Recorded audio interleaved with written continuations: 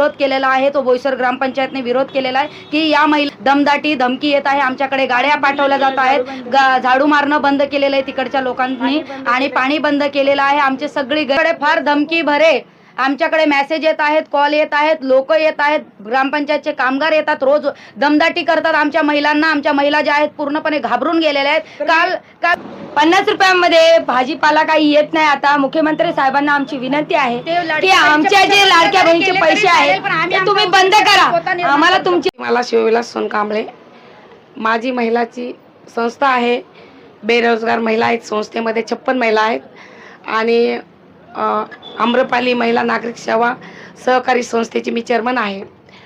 अनेक वर्षापासून आम्ही इथे बोईसरला राहत आहेत, गेल्या 40 वर्षापासून। सर्व सुशिक्षित महिला असल्यामुळे ह्या पूर्ण रोजगार नसल्यामुळे पूर्ण तापून उठलेल्या आहेत महिला। भांडे धुनी लोकांचे करतात। उद्योगपतीने इथे येऊन सनी पूर्ण चारी बाजूला म्हणजे बोईसरला विळका घातलेला आहे। 5-5 एकाचे फ्लॅट आहेत, पण काही कार्यकर्त्याचे आणि काही उद्योगपतीचे आम्हाला अशा धमक्या येत आहेत की तुम्ही जे स्टॉल मांडलेत ते सोबीकरण आहे, तर त्यांचं म्हणणं आहे तिथून खाली करा।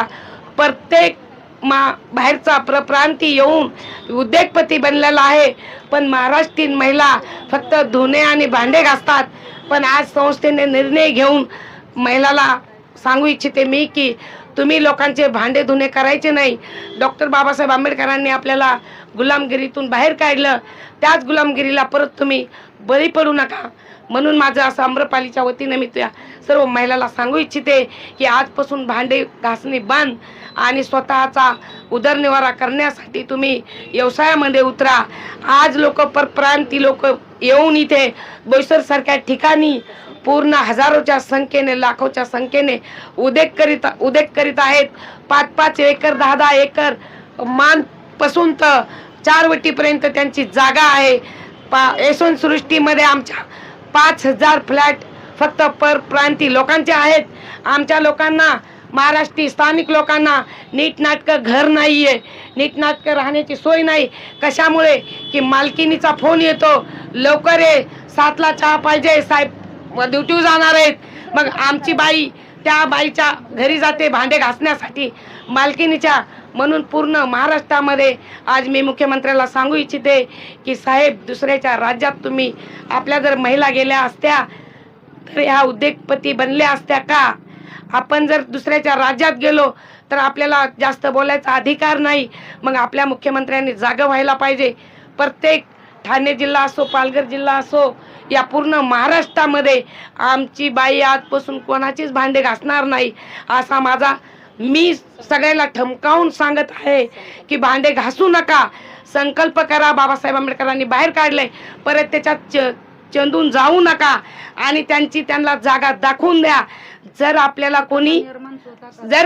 कोणी मार्केटमधून हटवत असेल तर पहिले परप्रांती लोक हटवा आणि स्थानिक महिला पूर्ण कुणबी असन, मराठा असन, हर एक समाजाच्या, आदिवासी असतील, एसी असतील, सर्व कास्टच्या महिला पूर्ण या उद्योगासाठी तुम्ही सर्व ग्रामपंचायतमध्ये बाहेर पडा।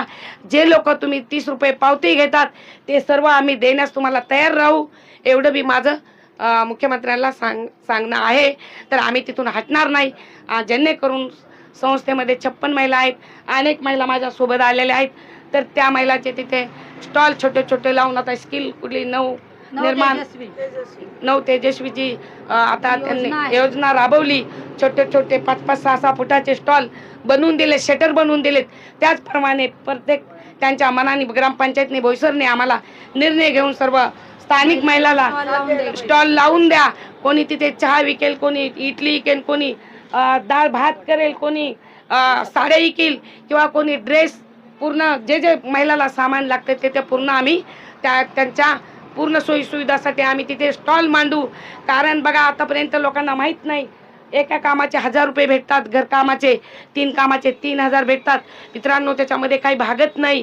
आज मी मुंबईसारख्या ठिकाणी जाऊन मी बघितलं 240चा ड्रेस 550ला विकतो। बघा हा फरक महाराष्ट्रीय लोकांच्या कधी ध्यानात आणून दिला नाही आपल्या सरकारनी। फक्त सरकारला आपल्या तेवढंच आहे की लोकांचं मतदान घ्या आणि मोठे व्हा। महाराष्ट्री स्थानिक येत्या 5व्या पिढीला हे महाराष्ट्र सर्व गुलाम होईल असे मी तुम्हाला कोऱ्या कागदावर लिहून देते की इथे भैया लोकांची भाषा चांगली नाही, परप्रांती लोकांची भाषा चांगली नाही. जर काही झालं तर ते बोलतात ए लेने का तो ले नाही तो मत ले चल रख. अशा भाषा ऐकून आम्हाला पूर्ण आम्ही हँग झालेलो आहेत. म्हणून सरकारनं माझी विनंती आहे, आमचा विचार करा आणि आम्हाला स्टॉल हर एक शहरामध्ये महिलाला लावून द्या. जय भीम, नमो बुद्धाय, नमस्कार. तर माझं नाव सुष्मिता आहे. मी गेल्या काही 7-8 वर्षापासून आम्रपाली संस्थेमध्ये माझं नाव आहे आणि या संस्थेअंतर्गतच आम्हाला 17 ऑगस्ट 2002च्या GR नुसार त्या संस्थेला एक परमिशन आहे की त्या ज्या आहेत ते कुठेही ग्रामपंचायत हद्दीतील येणारा रस्ता जो आहे किंवा ग्रामपंचायत हद्दीमध्ये येणारं जे जीही मोकळी जागा असेल त्या मोकळ्या जागेमध्ये संस्थेला अधिकार आहे की ते बेरोजगार लोकांना, महिलांना स्टॉल लावून देऊ शकतात. तर ते काम आज आम्रपाली संस्थेने आमच्यासाठी केलेलं आहे. आम्ही त्यांचंही याकरिता धन्यवाद करतो. आणि या स्टॉलला जो विरोध केलेला आहे तो बोईसर ग्रामपंचायतने विरोध केलेला आहे की या महिलांनी इथे बसायचं नाही. गेल्या 3 दिवसापासून आम्हाला दमदाटी धमकी येत आहे. आमच्याकडे गाड्या पाठवल्या जात आहेत. झाडू मारणं बंद केलेलं आहे तिकडच्या लोकांनी आणि पाणी बंद केलेलं आहे. आमची सगळी गैरसोय तिथे झालेली आहे. स्थानिकांना, आम्ही स्थानिक आहेत बोईसरचे, आम्हाला फार मोठा इथे अडचण निर्माण केलेली आहे ग्रामपंचायतने. आणि आमचं फक्त एकच म्हणणं आहे, आम्ही इकडचे बोईसरचे स्थानिक आहेत, आम्हाला आमचा हक्क अधिकार मिळालाच पाहिजेत. बऱ्याच महिला इथे ज्या आहेत त्या 50-60च्या पुढे वय आहे त्यांचं. त्या महिलांनी किती दिवस कोणाची गुलामी करायची, किती दिवस त्यांनी भांडे घासायचे. आमचं बोईसर, आमचा रोजगार आम्हाला मिळालाच पाहिजे आणि हा आमचा अधिकार आहे. आम्रपाली संस्थेमध्ये आम्ही गेल्या 4 वर्षाआधी कोरोना काळामध्ये आम्ही झटून तिथे काम केलं. आमच्या जीवाची पर्वा न करता, माझ्या लहान लहान मुलांच्या पर्वा न करता आम्ही कोविड सेंटरला जेवण पुरवठा केला. या 2-3 वर्षामध्ये एवढं म्हणजे आमचं जीवन हलाखीचं झालेलं आहे की महिलांना 1,000-1,500 रुपये पुरत नाहीये महिन्याला.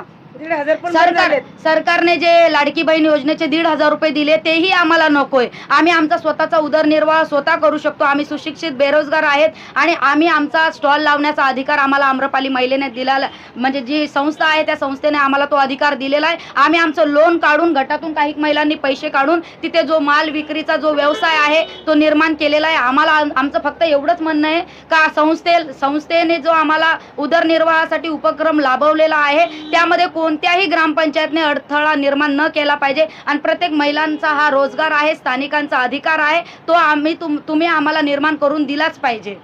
या संदर्भात स्थानिक ग्रामपंचायतशी तुम्ही संपर्क किंवा लेखी निवेदन केलेलं आहे? लेखी निवेदन जरी आम्ही केलेलं आहे ग्रामपंचायतने, पण तरीही त्यांचा जी ऑर्डर त्यांनी काढलेली आहे का तुमचा जो स्टॉल आहे तो आम्ही कचऱ्याच्या गाडीत भरून नेऊ किंवा काय, आमच्याकडे फार धमकी भरे, आमच्याकडे मेसेज येत आहेत, कॉल येत आहेत, लोक येत आहेत, ग्रामपंचायतचे कामगार येतात, रोज दमदाटी करतात आमच्या महिलांना. आमच्या महिला ज्या आहेत पूर्णपणे घाबरून गेलेल्या आहेत. काल सकाळी 7 वाजता आमच्या महिला सकाळीच उठून आल्या. आमचे लहान लहान मुलांच्या परीक्षा चालू आहेत तरी पण आम्हाला तिकडे यायला लागलं. का? कारण की आमचे स्टॉल फेकून देत होते. आमच्या याच्यामध्ये 50-50 हजाराचा आम्ही गटामधून माल उचललेला आहे आणि गटातून पैसे आम्ही कुठून फेडून द्यायचे. माल जर आमचा तसाच पडून राहिला तर आम्ही पैसे फेडायचे कुठून. म्हणून आम्हाला धमकी बरे तिकडून मेसेज आले. महिला घाबरून गेल्या आणि महिलांनी आम्हाला फोन केला का तुम्ही लवकर या म्हणून. आम्ही तिकडे एकत्र झालो. कुठे ना कुठेतरी आम्ही तोपर्यंत त्यांना थांबवलेलं आहे. पण आज आम्ही हा मोर्चा जो आणलेला आहे कलेक्टर ऑफिस पर्यंत, आम्ही यांच्याकडे एक निवेदन घेऊन आलोय का आम्हाला स्थानिकांचा अधिकार, स्थानिकांना रोजगार, तिकडे ह्या महिलांचा जो अधिकार आहे तो तिकडे आम्हाला मिळालाच पाहिजे. त्यासाठी आम्ही तिकडून हटणार नाही. हे निवेदन घेऊन आम्ही कलेक्टर ऑफिस पालघर जिल्ह्याला आलेलो आहोत. सरकारने जी लाडकी बहीण योजना काढलेली आहे महिलांसाठी, तो जे त्यांनी आम्हाला 1,500 रुपये दर महिन्याला देण्यात आलेले आहेत. बऱ्याचशा महिलांना पण आले ते पैसे, पण 50 रुपयांमध्ये भाजीपाला काही येत नाही. आता मुख्यमंत्री साहेबांना आमची विनंती आहे की आमच्या जे लाडक्या बहिणीचे पैसे आहेत ते तुम्ही बंद करा. आम्हाला तुमचे 50 रुपये नको आहेत. आम्ही आमच्या मेहनतीत कमवू, कारण की त्याच्यामध्ये जर आम्ही 50च्या जागे 500 रुपये दिवसाला कमवू त्याच्यामध्ये आमचं घर भागणार आहे. आमच्या मुलांचं शिक्षण होणार आहे. आमच्या मुलांचं शिक्षण आम्ही करणार कुठून? तुम्ही जर खायला पैसे देतात तर शिक्षण कसं करणार? फी बघा तुम्ही जाऊन. महाराष्ट्र शासनाला माझं एकच आव्हान आहे, त्यांनी प्रायव्हेट शाळाचे फी जाऊन बघावी. कसे आम्हाला रोजचे मेसेज टाकतात रोजचे लोक, message येतात. पालकांनी फी भरा नाहीतर परीक्षेला बसू देणार बसवणार नाही. नाही. आम्ही हे रोजगार कुठून 50 रुपयामध्ये आमचं काय भागतं? काय त्यांनी भागतं? डिवाइड केलं पाहिजे त्याच्यामधून का 50 त्याला रुपयामध्ये दिवसाला किती का दुधाचा पैसे खर्च पडले? आहे, मुलांच्या दुधाचा खर्च आहे, एज्युकेशनचा खर्च आहे, कपड्याचा खर्च आहे. निरमा पावडर पण आजकाल 75 रुपयाला यायला लागले. 50 रुपयामध्ये आम्ही कसं काय दिवस भागवायचा? त्यामुळे आमचा जर दुधाची पिशवी 30 रुपयाला भेटते. साहेबांनी महागाई 50 एवढी रुपये आम्हाला वाढली. दिवस केलाय.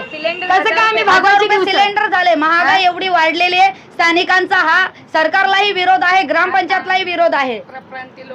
परप्रांतीय लोकांनी आज परप्रांतीय लोकांचा आज जे इकडचे स्थानिक नाहीये त्यांचे आज आमच्या भूमीवरती येऊन त्यांचे 5-5 फ्लॅट इथे झालेले आहेत आणि आमच्या महिला त्या फ्लॅट वरती जाऊन त्यांच्या कामात भांडी घासतात. आम्हाला हे पूर्णपणे बंद करायचं आहे आता. थोडक्यात म्हणजे तुमचा विरोध आहे की परप्रांतीयांना तुम्ही जे स्टॉल लावायला अनुमती देताय हा, ती आम्हाला पण दिली पाहिजे, स्थानिकांना नाही. तुम्ही विरोध करताय. तुमचा जाहीर निषेध आहे आमचा ग्रामपंचायत वरती आणि सरकारवरही जाहीर निषेध आहे. परप्रांतीयांना वेगळा न्याय आणि महाराष्ट्रातल्या मराठी महिलांना वेगळा न्याय, हा भेदभाव दिसतोय आम्हाला कुठे ना कुठेतरी. आता पण त्यांचे लोक बसले तिकडे धंदा लावत आणि आम्ही इकडे आलोय हक्कासाठी लढायला, न्यायासाठी, हक्कासाठी.